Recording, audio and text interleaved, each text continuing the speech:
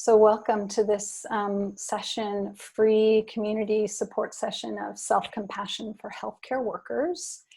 And let me tell you how our time together will go today. I'll share a brief introduction. I'll offer a short meditation. I'll speak a little bit about self-compassion. We'll do an activity together and then some small group sharing. And that will pretty much bring us to the end of our time, just 45 minutes from now. And if we go over a little bit and you have to leave, by all means, do what you need to do. I'll probably stay around for a couple of minutes in case there's any questions or comments lingering. So let me start by introducing myself. I'm Mary Doane, and I'm the Senior Instructor for Education Programs here at Zen Caregiving Project. I've been around our organization for 15 plus years now. And I also want to acknowledge that this session was meant to be led by our Executive Director, Roy Reamer, and he was called away at the last minute today. So if you saw on the website his name, that was the original plan, and I'm subbing for him today, and glad to be able to be with you all. So just to say a moment about the current circumstances and the strain, what folks like yourselves, frontline healthcare workers, are carrying at this time, almost a year into this global pandemic, really just being stretched to our limits, physical limits, emotional limits, and yet the need is still there. And most of us go on somehow because that's our job. So what we hope to provide in this interactive session is a little bit of space to offer yourself some support, some care, and specifically some compassion, some self-compassion, and how useful this can be in managing our response to the burdens that we're carrying. It doesn't solve everything, but it can really help to recognize what we are carrying and bring some support to ourselves in this way. And I also want to say that your being here today, in my mind, is a recognition of and an act of care for yourself and compassion for yourself. So bravo, well done. You've done that, and that's a lot. So let's begin with a little brief meditation practice. This will be a basic mindfulness practice, whether you have never meditated before, or maybe you're a very experienced practitioner, maybe you're even a meditation teacher. It's all appropriate, right? We can bring our beginner's mind and just take a few minutes to drop in and refresh ourselves. And before we do that, just a word to remind us all that mindfulness is really the first step in the process of compassion. And I'm going to say more about that process in a moment. But always turning towards strengthening that mindfulness muscle, awareness of our own experience in the moment. So let's sit together for just a few minutes now. So I invite you to close your eyes if that is comfortable and appropriate for you. If you choose to leave them open, just let your gaze gently be cast downward with a soft gaze, not sort of staring or looking, but just letting your focus be soft. And sit in an upright posture that you can be comfortable in for just a few minutes. And it's okay to lean back against something if you need to. Feel your feet resting on the floor or whatever surface is supporting them. And let your back be straight but not stiff. And let your belly be soft. And this straight back and soft belly can represent your strength as a caregiver and your openness and vulnerability as a caregiver. Your hands can be at your side or resting in your lap. And again, your eyes can be fully closed or slightly open. And I'll ring the bell 3 times to officially start the meditation, and I'll ring it once when it's time to end.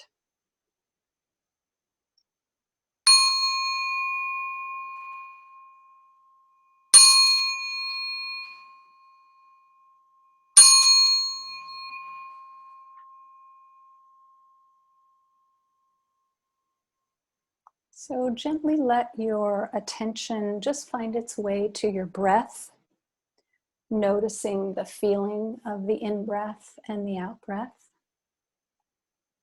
There's nothing to change here. All you need to do is just notice what it feels like to breathe.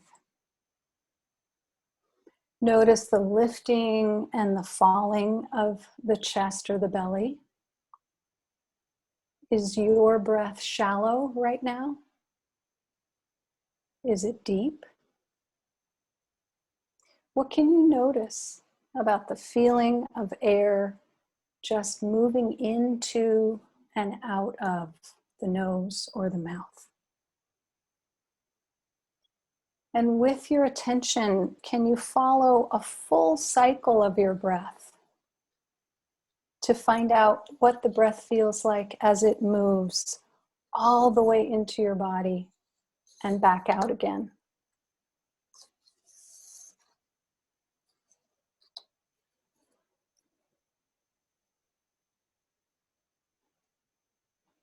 Now, bring your attention to your emotions. What emotions are you feeling in this moment? And see whatever you find there. Can you be an observer to your emotions? Just noting them without going into a story about them or an opinion about if it's okay to have them or not. Is there joy present for you? Is there anger? You might be feeling more than one emotion at the same time, and that's completely fine. It's also fine and completely normal to not really feel any strong emotion, or maybe to notice that numbness is present. Remember, just finding out what's there, not hoping to find something or hoping to not find something. And just staying with this awareness of your emotions for another moment or two.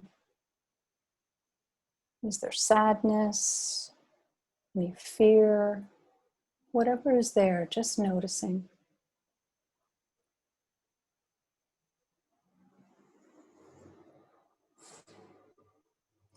And then here in the last moments of this meditation, letting go of being aware of the emotions and just returning to the breath in the body, following the in-breath and the out-breath,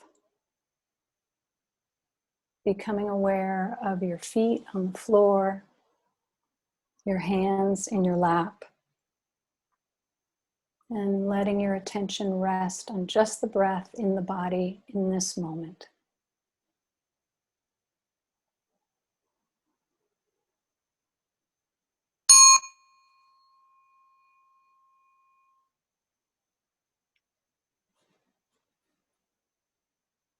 Okay, thank you. So I want to say a little bit about self-compassion, and self-compassion as a type of compassion, and compassion being a process. So compassion, whether it's for ourselves or for another, is always a response to suffering. So in this way, we can distinguish between compassion and loving kindness or well-wishing. So compassion for ourselves or another contains well-wishing, or what we can sometimes call loving kindness, but it's also always a response to the presence of suffering. So the first part of this process of compassion is the awareness of the presence of suffering.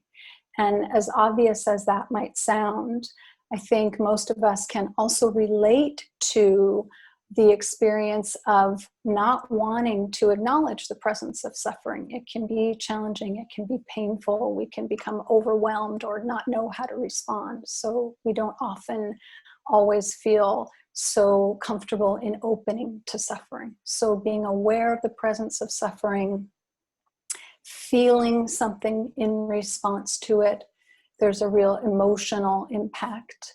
We resonate with it. We have a desire to reduce that suffering. We want to act if we can, and then the willingness, the energy, the commitment to act in a way that we determine might be helpful or that is possible for us to do in the moment. Yeah. So this dynamic, active process of compassion. In terms of compassion for ourselves specifically, we like to break this down into 3 constituent elements, and they are mindfulness, which we were just practicing and speaking about, common humanity, and self-kindness. And I'll say a little bit more about each of those, giving credit to the work of Kristen Neff. And maybe Love will put her name in the chat. She's a researcher who has done years and bodies of work on self-compassion itself. So having an awareness of our own suffering, that's the mindfulness piece. Recognizing that when we suffer, we are actually joined with many other, if not all other humans who also suffer. So each of us has our own individual experience, but if the kind of suffering we're experiencing, whatever it is, if it's exhaustion, if it's anger, if it's grief, surely other human beings know what this is like as well. So we can recognize that we're not alone in our suffering, even if we might feel isolated. And then self-kindness, simply bringing a level of care, concern, tenderness, and support to our own suffering in just the way that we would and probably do to the suffering of a friend or someone whom we care about, right? So the sad truth for many of us, it's certainly true for me in my experience, that when I suffer, my first response is not usually that kind of kind support that I would bring to a dear friend who told me she was suffering. I tend to be a little more self-critical or unkind to myself when I'm suffering. So with self-compassion, we're being mindful, we're remembering common humanity, we're not alone in our suffering, and we're extending kindness to ourselves just as we would to a friend. So with that in mind, let's do an activity now. The self-compassion break, this is called. And again, this comes from the work of Kristen Neff and mindful self-compassion. So the first step of this exercise, and I want to say this is something that you can do anytime, anywhere. We'll take a few minutes to do it together here, but you can do it quite quickly, kind of on the spot, in the moment, if the practice becomes a little bit familiar. And I highly recommend it. I've found it enormously supportive in my own experience, and I know of others who benefited from it as well. So let's give it a try. So I invite you to think of a situation in your life that is difficult for you right now, that's causing you some stress. So this might be a really big situation, and if you want to work with that, by all means, go ahead. But it doesn't have to be the biggest, most overwhelming stressor that you are contending with right now. It could be something a little more manageable, a disappointment or a frustration. But just let something come to mind. And as much as you feel safe to do in this moment, let yourself really feel it in the body. Just let the stress of it, the emotional discomfort, Just let it come into bloom in your awareness right now. And in sitting with that, say to yourself, silently in your own mind, this is a moment of suffering. So acknowledging that you're suffering, it's true. This is a moment of suffering for me. You might simply say, this hurts, or this is stressful.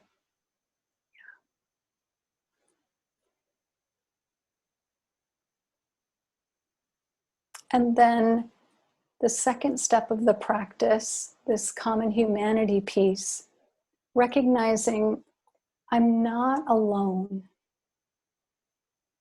Everyone struggles in their life. Or maybe other people feel this way too. Finding your own wording, but something that reminds you suffering is a part of life.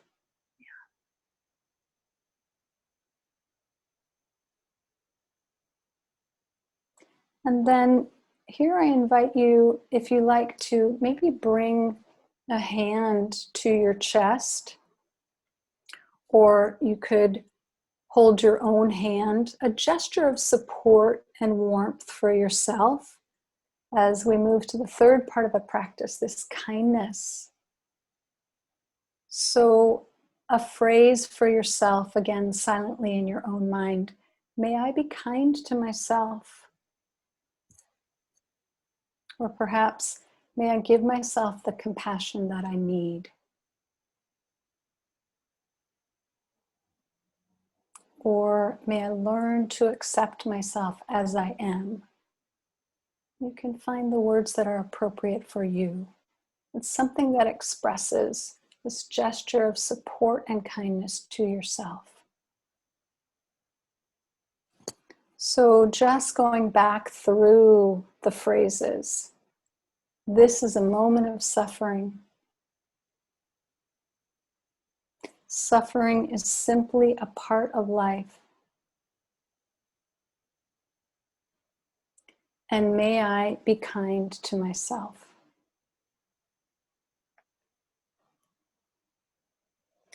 And just breathing here for another moment.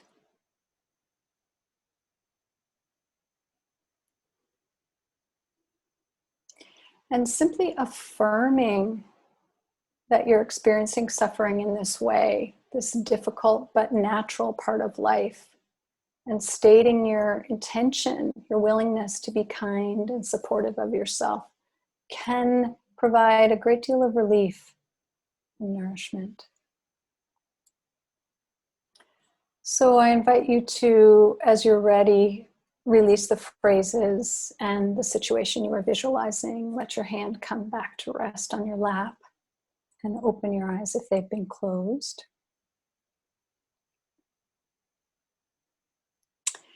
And one more thing I want to mention about self-compassion is that it's often challenging. It's not so easy for us.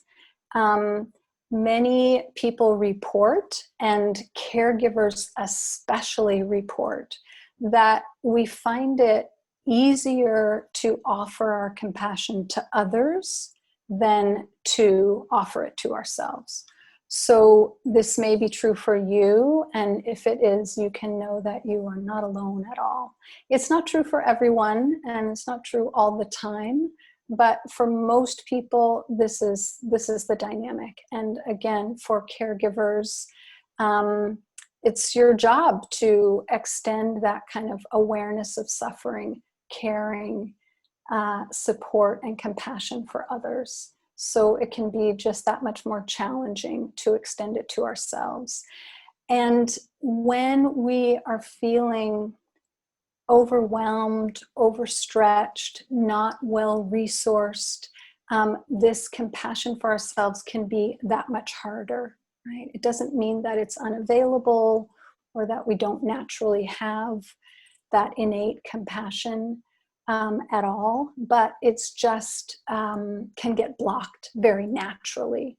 So the hope is that we're not adding another layer of punishment onto the suffering we're already experiencing by thinking that somehow it should be easy or effortless for us to extend compassion to ourselves. The barriers are really common and they're very real. Yeah. So from here, I'd like to give you all an opportunity to share with a partner a little something about your experience of suffering and the availability of compassion for yourself. So I'll describe what you're going to do, and then Lev will move you into a dyad. And this, as always, you please take care of yourselves, and the invitation is to share freely and let yourself be witnessed and share with your partner and connect. But of course, we're not asking you to disclose anything more than you feel comfortable and safe doing. Okay. But here's what the dyad discussion can be. To share with your partner something that is causing your suffering right now, something that's causing your suffering, and what gets in the way of your experiencing self-compassion. Yeah. What can you identify as a barrier or barriers to your self-compassion? And is there anything you think you can do to express more compassion for yourself? Okay, so what's causing your suffering? What gets in the way of your experiencing self-compassion? And is there anything that you can do to express more compassion to yourself? Love to hear if there are any questions that arise from that practice, sharing or listening to each other, or comments. Yeah, we just have a few minutes to hear from you all. So please, yeah, just speak right up. I wanted to share something that happened with Miriam, who I talked to. Great. And is it Jen? Hi, Jen. Thank you. Yeah. Hi. So yesterday and today, I've been my suffering has manifested itself into a physical sensation. I've had a lot of palpitations, and my heart rate has gone up. My blood pressure has gone up. And it's a feeling that I've never had before, like this strong physical manifestation of my suffering. And in talking with Marian, she has also experienced that. And I honestly thought I was alone, or I was crazy, or even though I'm a nurse and I know that these things happen, like that it happened to me felt so personal and so unique. And having her share that with me gave me a sense of like, okay, my suffering does connect with others, and I am not alone, and so that was a beautiful connection to make. So yeah, I just wanted to share that.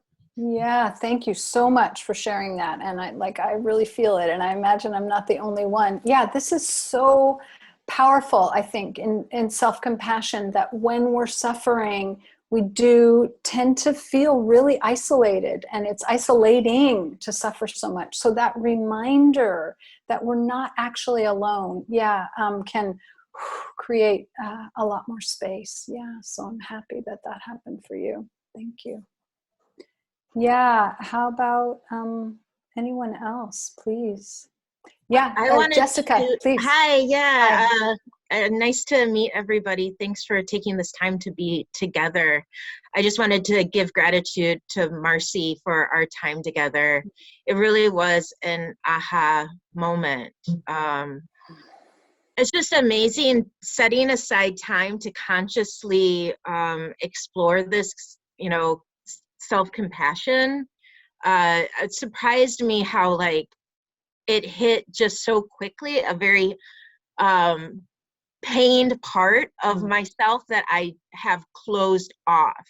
And I think that's something Marcy and I had in common, where there was a level of self-protection, I think, by not just focusing on the work or outside of ourselves and just getting through the day. Marcy said really nicely, it was almost like we weren't breathing. Mm. She wasn't breathing. I was like, yeah, I feel that way. But I just want to thank Marcy for taking my idea of how could I connect with my self-compassion and even and feeding into it a little bit more and letting me like really explore what that might look like. Mm. And I'm definitely gonna take steps to work on it. Mm.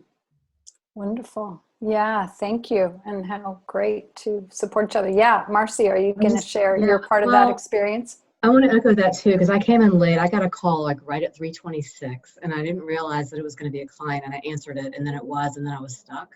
So I kept thinking that it was y'all were happening, and I wasn't getting it, like I was missing it. So I came in a little frazzled, and Jessie did a great job of like, kind of validating and calming me down. But I had a really emotional experience with the initial exercise.